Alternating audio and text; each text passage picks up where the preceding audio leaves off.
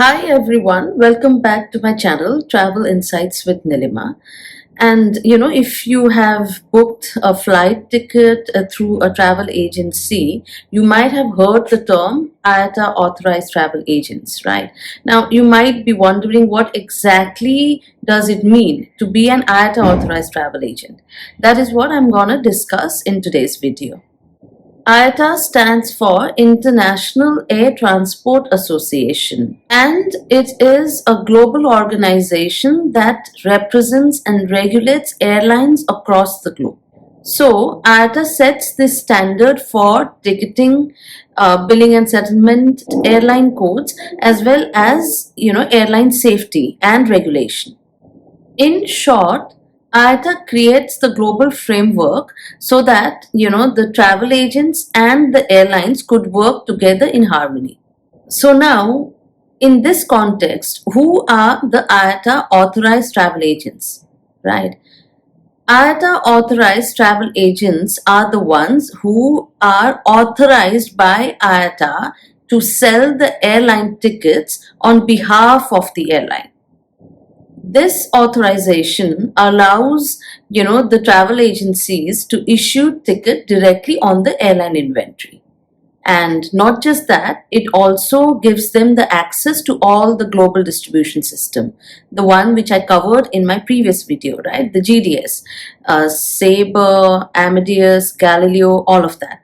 And thirdly, it also helps in billing and settlement plan. Like I explained, right, the agencies does not have to visit each and every airline to make the settlement of the payment through BSP, the billing and settlement plan. Through the BSP link, the travel agents go ahead and settle their payment with all the airlines. Now, let us also understand that it is not possible for each and every agency to become an IATA authorized, because the IATA's requirements are pretty strict. They need to have financial stability, business credibility, and they need to show that they are reliable. So yes, if you ask me, professional stability is extremely important to become a travel for a travel agent to be IATA authorized. Hence, if you just walk into a small travel agent in the lane that you are walking in, they might be able to give you or quote you the airline fares, but they might not be authorized by IATA to issue the ticket. So what these small agencies they do is they create the booking using the GDS, and then they queue it to the issuing agency's PCC, like the pseudo-city code, right? Not getting into too much of a technicality, but yes, so once if I am a small travel agency, I have an access to the GDS, I check the fares, and then I quote it to the client says okay, please book it. I will create the booking, and then I will queue it to, let's say, a bigger agency's account like Akbar or Ria, because I don't have the right to issue the ticket. So once I queue it to their PCC, they will further go ahead and issue the ticket on my behalf and share the ticket number with me.